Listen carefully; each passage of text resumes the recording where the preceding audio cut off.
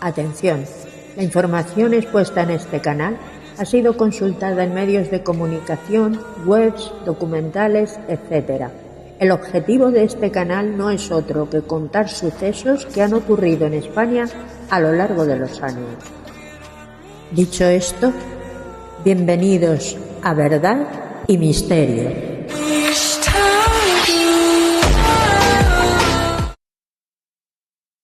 Hola a todos y bienvenidos a Verdad y Misterio. Aquí os vamos a contar sucesos criminales ocurridos en España a lo largo de la historia. Algunos serán más recientes y otros nos trasladarán a años pasados, incluso al siglo pasado. Dicho esto, si decides seguirme en esta andadura, no olvides suscribirte, dar me gusta y activar la campanita para que YouTube te notifique cuando suba un nuevo vídeo. Hoy vamos a hablar del caso de Patricia Maurel. Patricia había nacido en Híjar, un pueblo de la provincia de Teruel que tiene alrededor de 1.700 habitantes aproximadamente. Patricia tenía solo 14 años cuando empezó a salir con José Javier Salvador, un joven huérfano, 5 años mayor que ella, con fama de pendenciero. Siempre estaba metido en peleas. Él le pidió permiso a la familia de Patricia para salir con ella. Les rogó una oportunidad para enmendarse, les dijo que iba a cambiar, que confiaran en él. Bueno, los padres accedieron a que salieran juntos. Él empezó a hacer su vida, se hizo constructor y ganaba bastante dinero. Se casaron, empezaron a tener hijos desde muy jóvenes, salían los fines de semana como cualquier matrimonio normal y corriente. Todo eran caprichos para los niños, motos eléctricas tamaño bebé, hasta un pony incluso para cada uno. Él quería a su esposa, pero la quería cuanto más cerca mejor, a ser posible metida siempre en casa. Pero ella era una mujer demasiado activa para quedarse encerrada. En el año 2003, Patricia ya era una mujer de 29 años, tenía 3 hijos de 8, 6 y 3 años y estaba casada ya con José Javier. Eran un matrimonio que a ojos de todo el mundo parecía ideal. Incluso los padres de Patricia les decían que parecían Romeo y Julieta. Como hemos dicho antes, José Javier no tenía padres. Se había quedado huérfano de padre y madre a los 13 años. Solo tenía una hermana y era un hombre admirado, vamos a decir que por algunos. Por su buen trato, embaucador, con mucha labia. Era bastante querido en el pueblo y había logrado tener éxito profesional. Se dedicaba a la construcción y tenía éxito en los negocios. Digo que era admirado por algunos porque hay personas que no hablan tan bien de José Javier. Hay el testimonio de una vecina de la Puebla de Híjar que cuenta que José Javier la atropelló con el coche cuando ella caminaba por la acera y muy lejos de ir a verla al hospital para interesarse por su estado de salud, lo que hizo es ir a decirle que si a él lo metían en la cárcel o tenía algún tipo de problema por ese accidente, que ella lo pagaría. Bueno, a Patricia, que también era una mujer de éxito, era rubia, guapa, resuelta, muy sociable, le ofrecieron presentarse de candidata a la alcaldía por el PP a las elecciones de la Puebla de Híjar, el municipio vecino en el que había nacido su marido. Ella estaba muy implicada en las actividades políticas y quería hacer cosas por el pueblo. Así, de esta forma, llegamos al 22 de mayo de 2003. José Javier sale de trabajar en torno a las 7:30 de la tarde. Va a casa de su suegra, con la que tenía una confianza como si fuera su madre, y empieza a decirle que tiene muchos problemas en su matrimonio que no puede arreglar. Naturalmente, la madre de Patricia le pregunta que qué problemas tiene. Y José Javier le dice: mira, tu hija me engaña. He recibido en mi móvil llamadas telefónicas y mensajes en las que me dan detalles de todo. Y la madre de Patricia pues trató de calmarlo y le dijo: a ver, hijo mío, tranquilízate, no te preocupes, que cuando ella venga lo hablamos y todo tiene solución en esta vida. A su modo de entender, él creía que alguien le estaba llamando cornudo, y así, de esa forma, empezó a crearse una coartada. A su vez, también ponía en contra de Patricia a su propia familia. Cuando se iba de casa de su suegra, también se encontró con su cuñada. Estuvo hablando con ella y le dio bastantes detalles de que su mujer lo engañaba. Él seguía con lo suyo. José Javier se fue, se montó en su furgoneta, arrancó y se marchó. Patricia estaba en vísperas de las elecciones, culminando el último día de campaña electoral, y había quedado con sus compañeros de partido en un bar en el que quedaban habitualmente, un bar de allí de la Puebla de Híjar, pues para culminar el último reparto de propaganda, ultimar detalles, tareas que se hacen los últimos días de campaña. Nos vamos a trasladar un momento a primeros de abril de ese año 2003. José Javier se va a una armería y compra una carabina del calibre 22 para tiro deportivo. Dijo que tenía un chico que quería hacer tiro con él para entretenerse. Bueno, este tipo de armas no se suelen utilizar en el exterior porque tienen mucha precisión y largo alcance. Ese arma no corresponde a ningún arma de caza ni de matar, sino exclusivamente para tiro deportivo en galería de tiro. La carabina traía un cargador circular y él encargó un cargador vertical. Bueno, pues dejamos ese hecho ahí y nos vamos otra vez al 22 de mayo. José Javier se presenta en el bar en torno a las 8 de la tarde. Él llega con su furgoneta, en la furgoneta ya tenía el arma cargada y les dice a los compañeros: venga, que me la llevo un rato, os la devuelvo en unos minutos. De una manera normal, nadie sospechó absolutamente nada, incluso ella pues se montó confiada en el coche. Se montaron los dos en la furgoneta, se dirigieron por un camino a las afueras de la Puebla de Híjar, bajan los dos de la furgoneta. Él cuenta que quiere hablar con ella y aclarar las cosas, y que ella le reconoció que estaba con otro y que con su cuerpo hacía lo que ella quería, y que eso ya pues le hizo perder la cabeza, perdió los nervios y nada, pues entonces ya sacamos la escopeta y descargamos los tiros en su cuerpo. Le pegó 9 tiros. De los 9 tiros, al menos 3 o 4 eran mortales de necesidad, porque se habían disparado a escasos centímetros.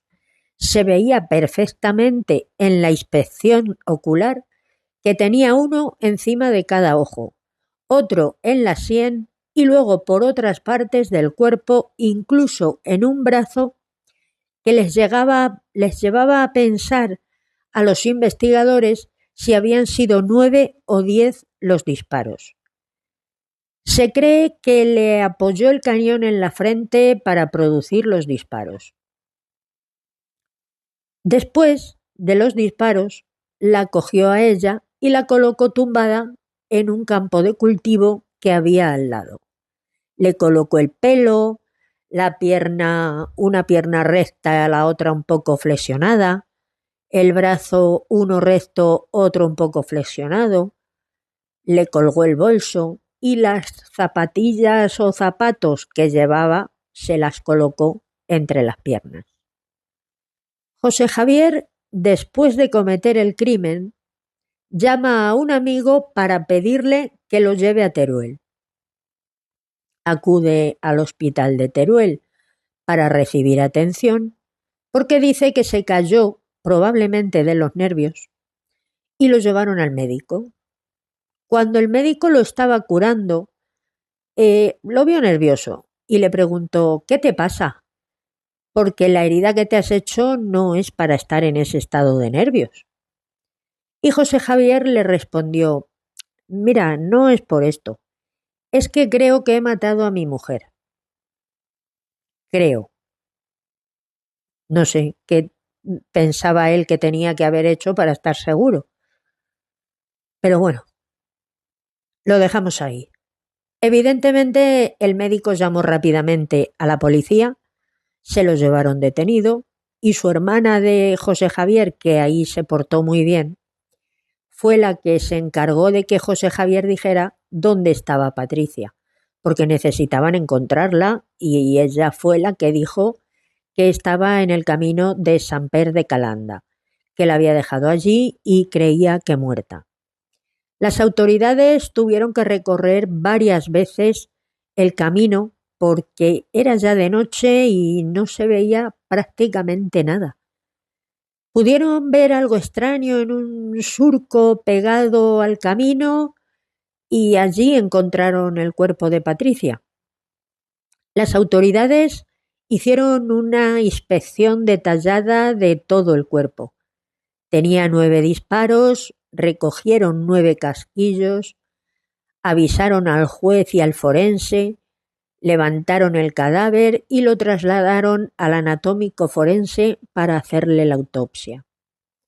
Incluso le recortaron trozos de piel para saber a qué distancia se habían producido los disparos, y llegaron a la conclusión de que los disparos se habían producido a muy escasos centímetros, porque los orificios de la frente los tenía, toda la piel de alrededor del orificio estaba negra, lo que indica que los restos de pólvora se habían quedado ahí.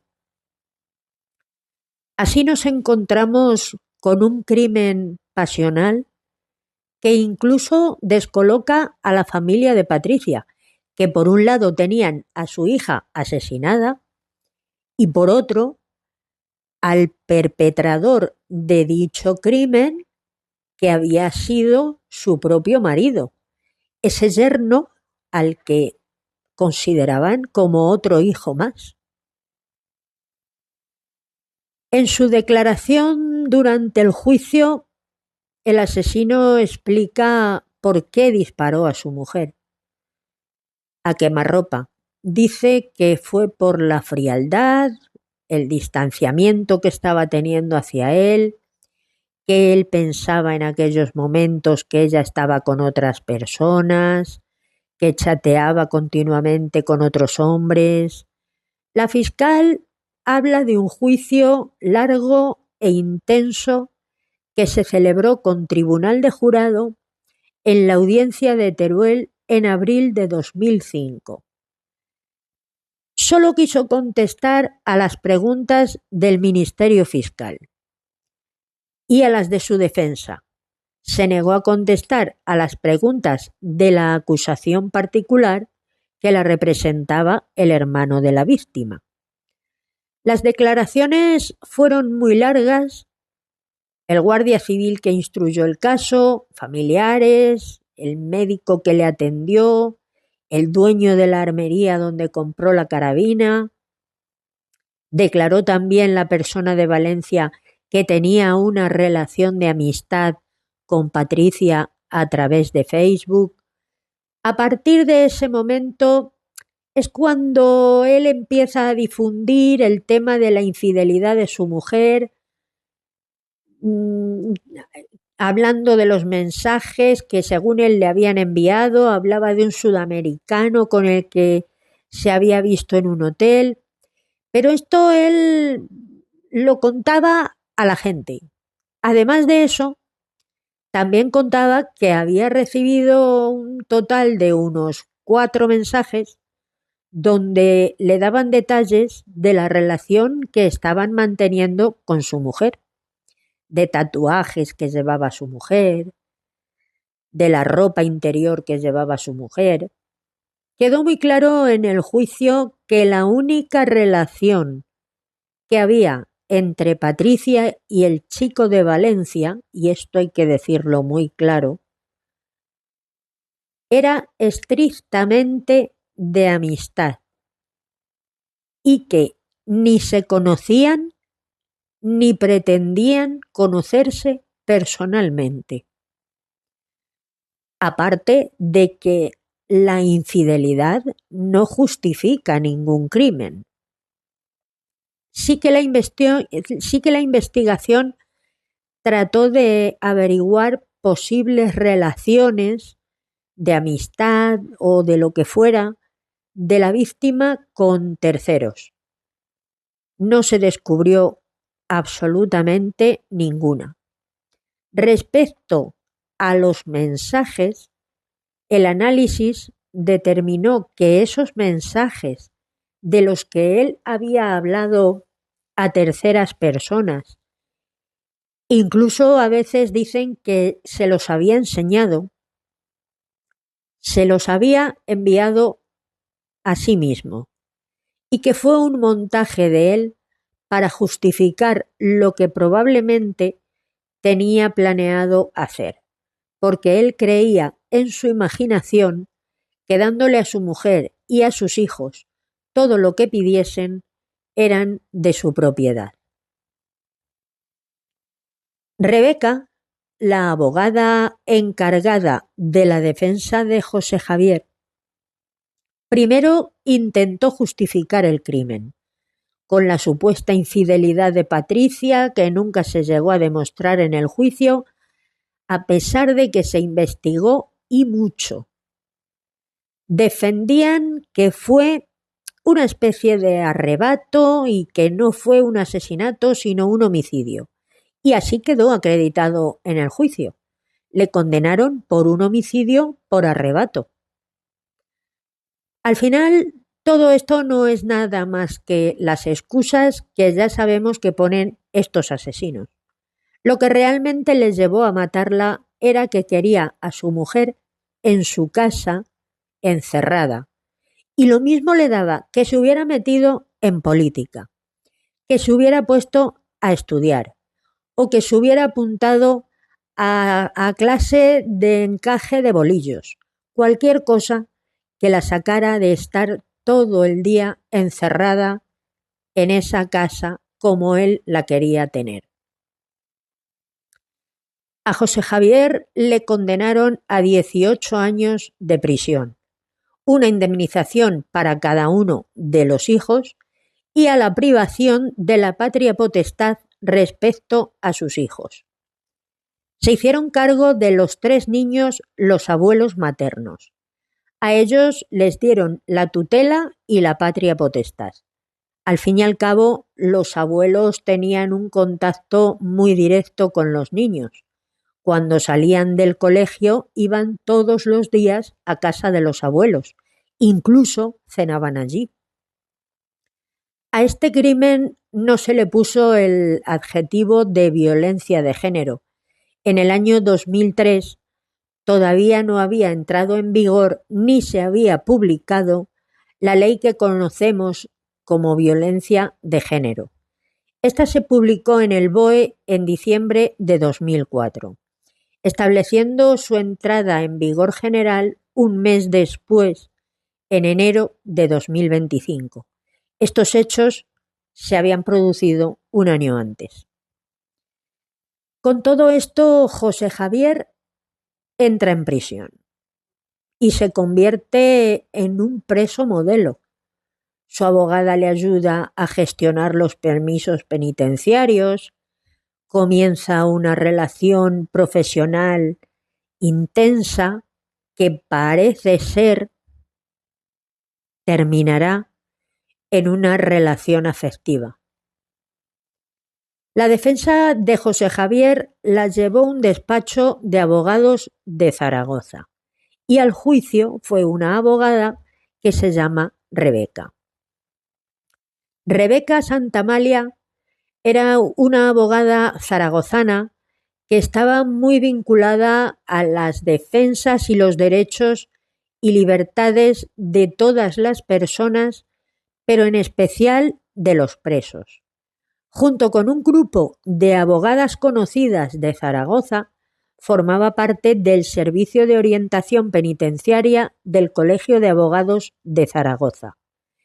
Eran una piña, funcionaban fenomenal, se querían mucho entre ellas, tenían una muy buena relación, eran muy guerreras y además se creían lo que hacían.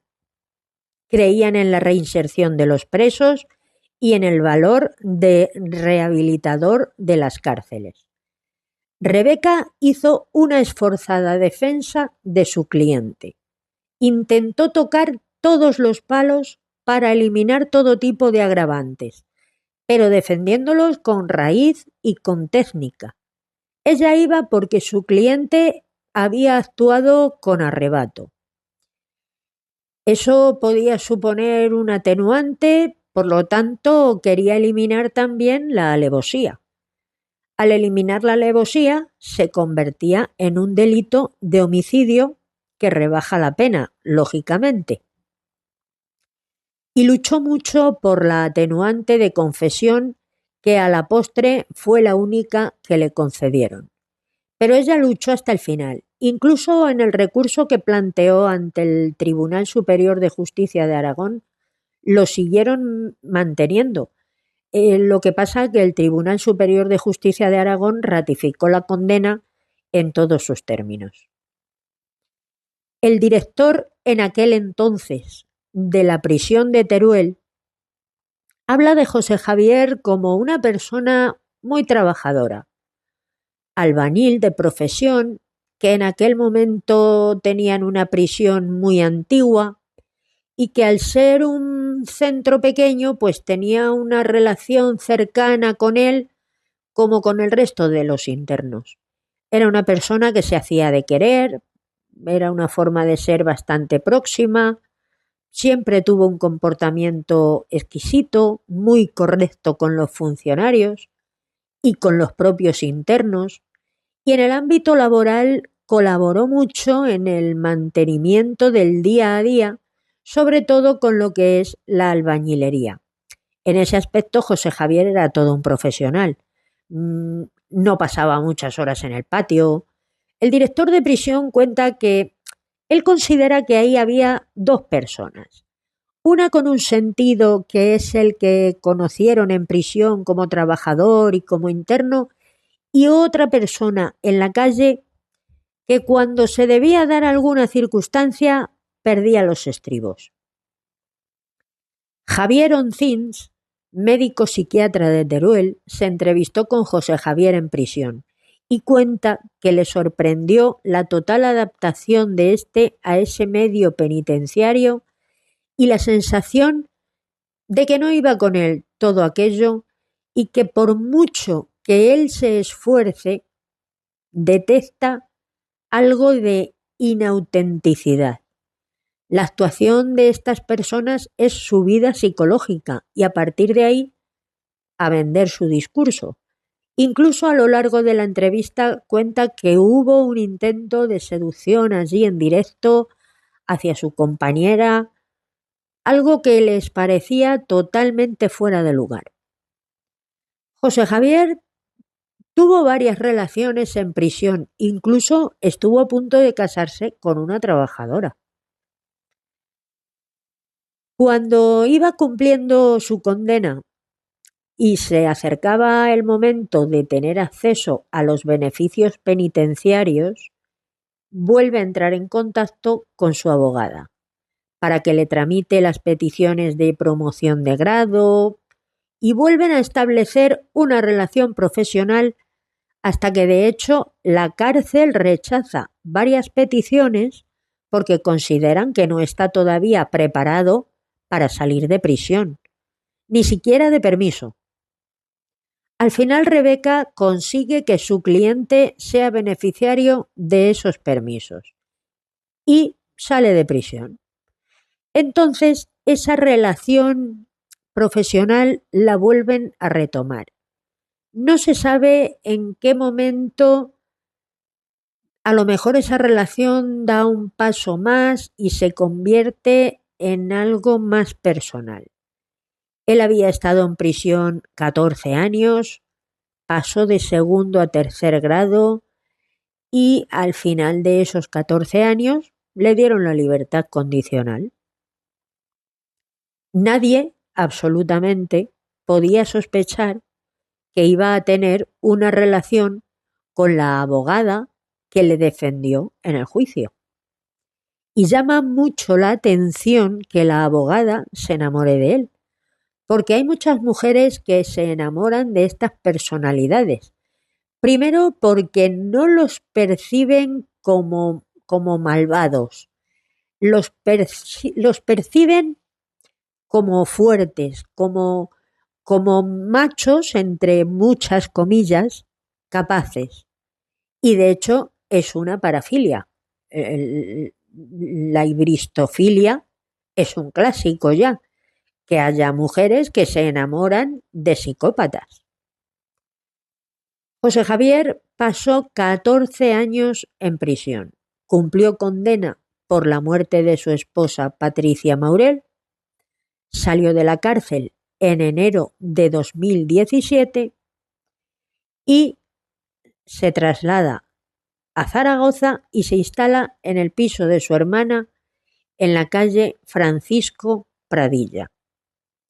Y 2 años más tarde nos vamos a situar en la madrugada de un 19 de enero de 2019. La familia de Rebeca se alerta. Era una mujer con una vida totalmente estructurada, tenía su marido, su familia, su trabajo, y su marido se da cuenta de que no ha pasado la noche en casa, la llama al teléfono, no contesta, van al despacho profesional y tampoco está, no la encuentran.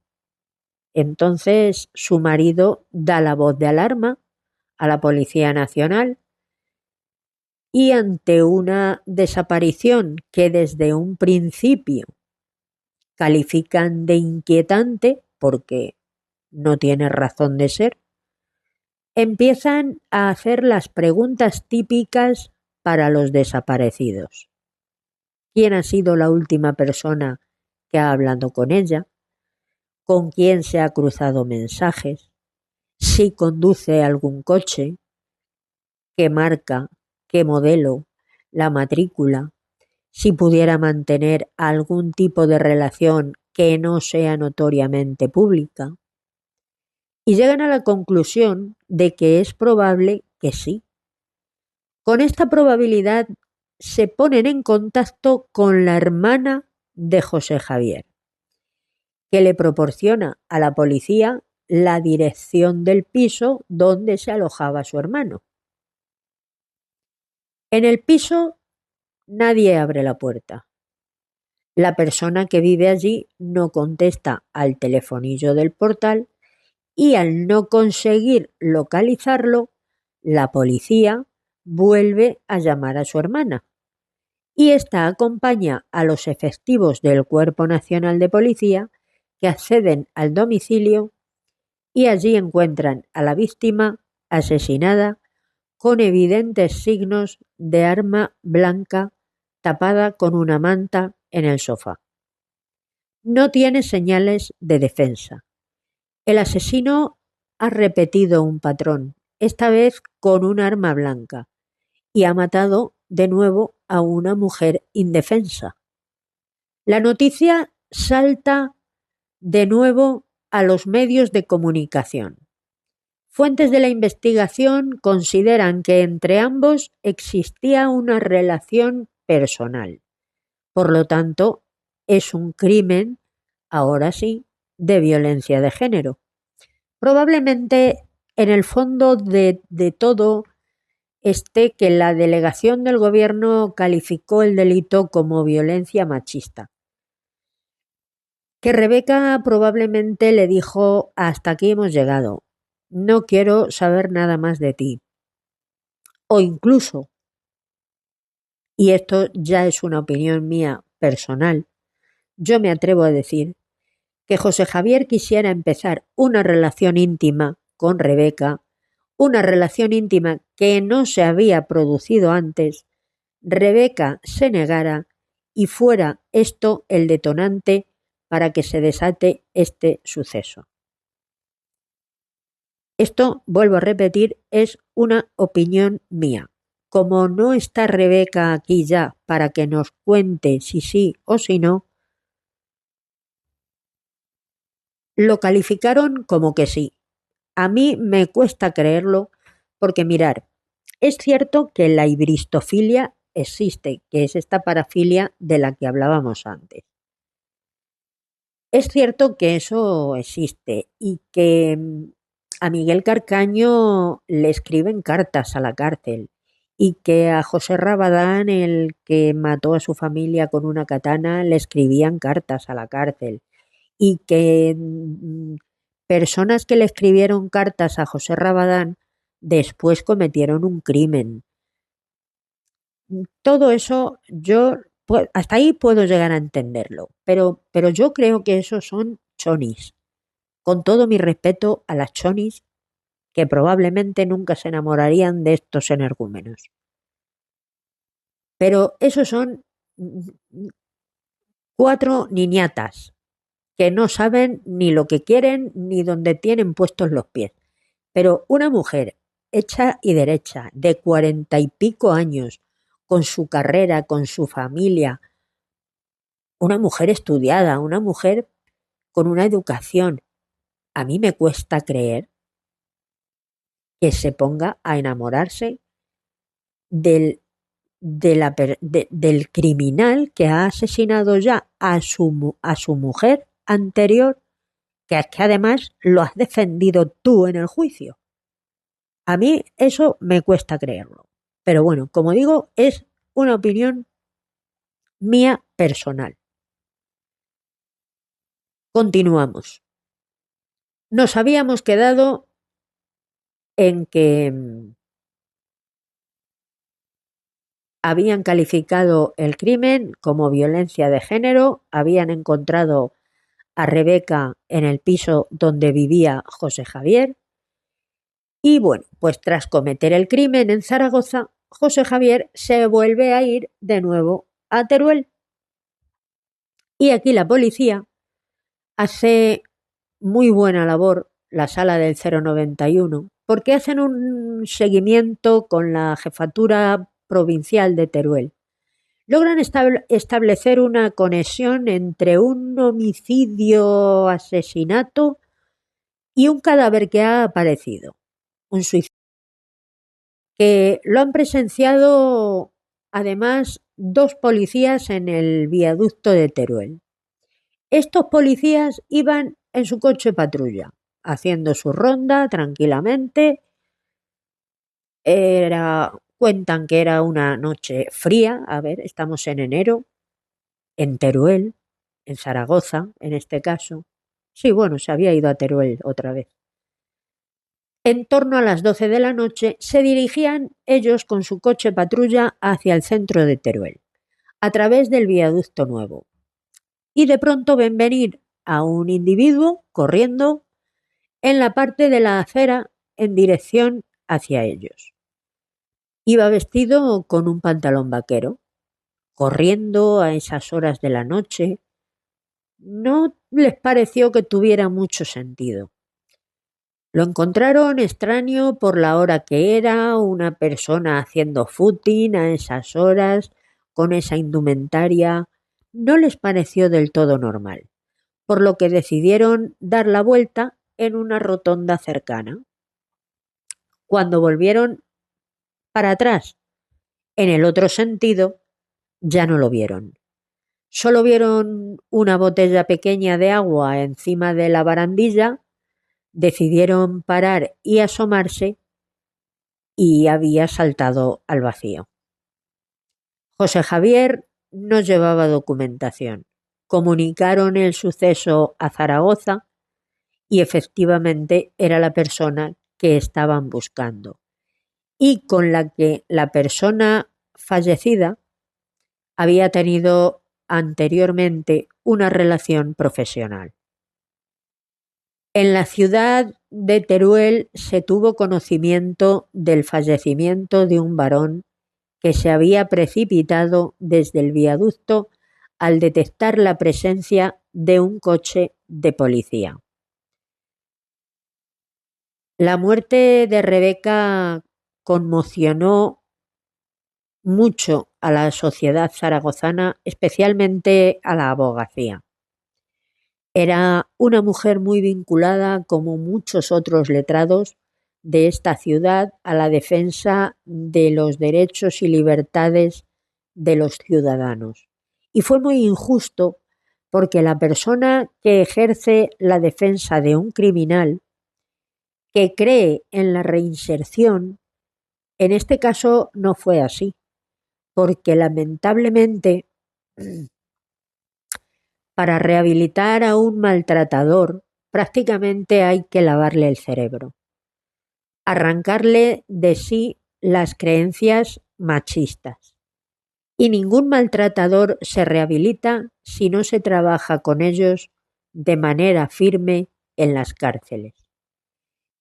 Y José Javier lo había hecho de nuevo, conmigo o sin mí. Nadie podía predecir que se volviese a repetir, pero tampoco asegurar que no fuese a ocurrir nunca más. No había signos de arrepentimiento ninguno. Probablemente no experimentó sentimiento alguno de culpa. A mucha gente este suceso no le sorprendió y pensaron que la mató por la misma razón que a Patricia. La mató porque era suya. Y hasta aquí el relato de hoy. 2 mujeres asesinadas por un hombre posesivo. Os leo en comentarios lo que pensáis sobre este caso. Y ya sabéis, si os ha gustado este relato, darle me gusta, compartir el vídeo, suscribíos, activar la campanita para que YouTube os envíe una notificación cuando vuelva a publicar un nuevo vídeo y solo deciros que nos vemos en el siguiente.